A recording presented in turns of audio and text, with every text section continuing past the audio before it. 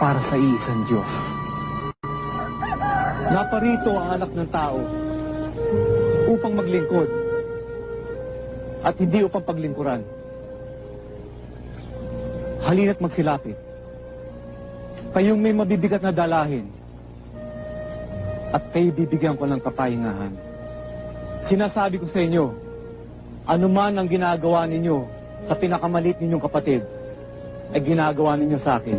Pag-ingatan ninyo na huwag maging pakitang tao lang ang paggawa ninyo ng kabutihan. Kapag naglilimos ka, huwag mo nang ipamalita ito.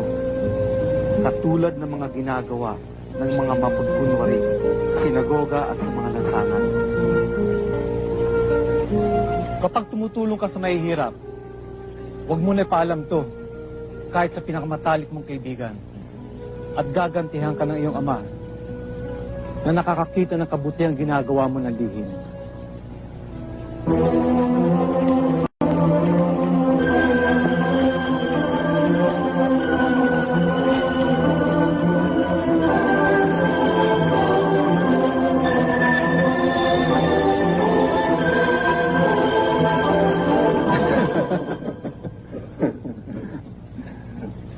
Pedro, kumusta mag-anak mo?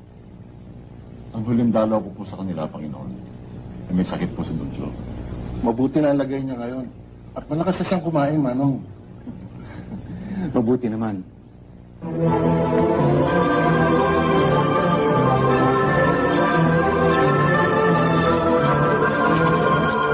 Magpahinga na kayo at maaga tayo lalakad bukas.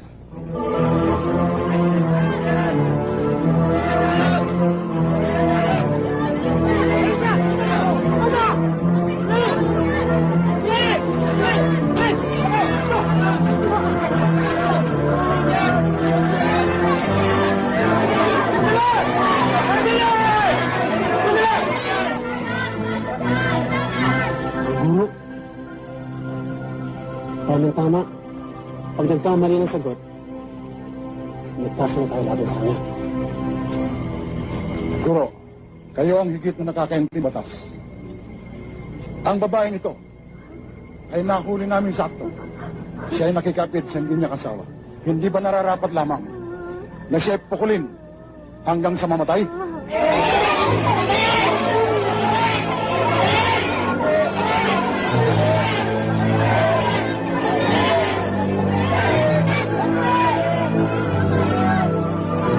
Sino man sa inyo na walang pagkakasala ay siya magpukol ng unang bato.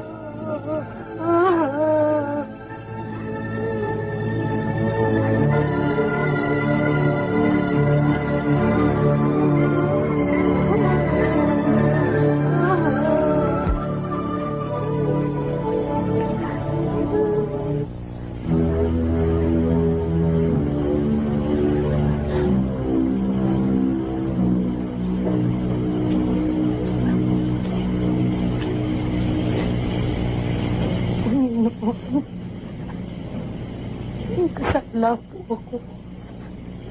Umuwi ka na at iwasang magkasala mo din.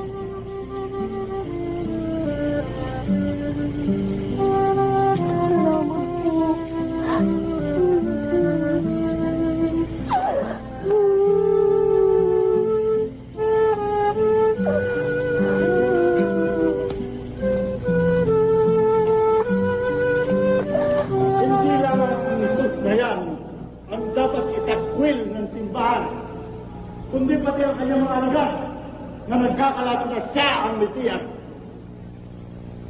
Paano kung yan ang totoo? Marami ng mga taong nakasaksi ng kanyang kababalaghan. Ang pilay nakalakad, ang bulag nakakita, pati na ang patay, hinuhay. Napakababaw ng iyuwala, Nicodemos. Marami siyang tagasunod. Madali sa kanila ang gumawa ng palabas. Kukuha ng mga nagkukunwaring at pilay at madali rin magpatay-patayan.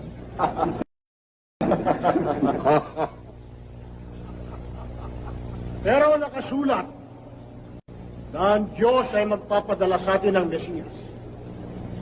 Mahirap bang paniwalaan kung ngayon tayo gustong padalhan, at si Jesus ang ipinadala. Isang karpinterong may tapang magsabing siya raw ay anak ng Diyos.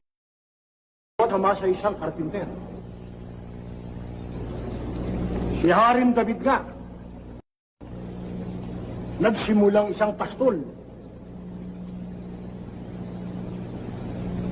Nakasulat ba na ang Mesiyas ay mababalot ng magagarang damit? Na may nakaputong na koronang ginto? Sandali lang, Nicod. Napapansin ko na unti-unting lumalalim ang paghanga mo sa karpinterong yan. Hindi ako magtataka. Bukas makalawa, ikaw na ang magiging tagapagtanggol ng taong yan. Kung magsalita siya sa mga maksalanan, pinapatawad kita. Aba, Diyos lamang ang maaari magpatawad. Kung sa kasaysayan ng ating bansa, ilan na ba ang nagkukunwaring propeta? Pero ang taong ito,